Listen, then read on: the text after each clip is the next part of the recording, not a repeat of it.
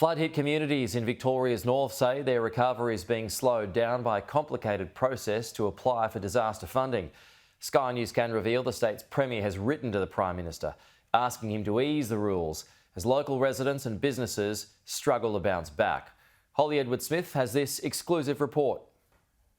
Caravans and skip bins huddled next to houses in Rochester in Victoria's north. They are signs this once vibrant town is struggling to recover from devastating floods in October last year. As many as 90% of homes damaged. Shelley Nichols was one of them. The 22 flood wasn't natural, it wasn't normal. Since then, her family has been living in separate caravans with their unlivable family home in clear view. It's been really, really hard. After more than 9 months, her 21-year-old son Jack is tired of camping in the backyard. Cold mornings, even in summer, like this summer's probably going to be pretty hot. It's getting pretty horrible. Their situation is not unique. Hundreds of residents in Rochester have been doing the same, and the impact is being felt by business, struggling to bounce back. Business in Rochester is down. My turnover is down about 40%.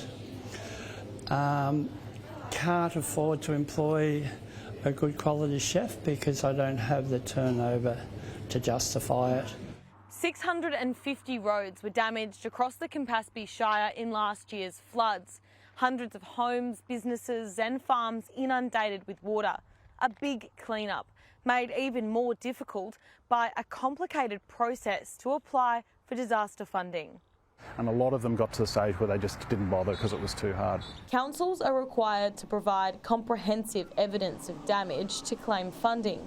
It's a painstaking and resource-intensive process that several shires have lobbied to be changed. Photographs of roads before the floods, and if you understand our road network, we have over 4,500 kilometres of roads. We don't have photographs of all our roads, how they were just before the flood. Sky News has learned that Victoria's Premier Daniel Andrews has directly appealed to the Prime Minister in a letter for an urgent relaxation of evidence requirements for disaster funding. But it's understood Anthony Albanese's office has refused. The federal government is waiting for the outcome of an independent review, which isn't due until April next year. It doesn't go away and it's getting really, really draining. As quickly as we can get those funds, the quicker we can get our community back on its feet. In a statement, the National Emergency Management Agency has acknowledged the impact the ongoing flood recovery is having on local councils. But a spokesperson says relaxing basic evidentiary requirements for spending public money is not the appropriate solution.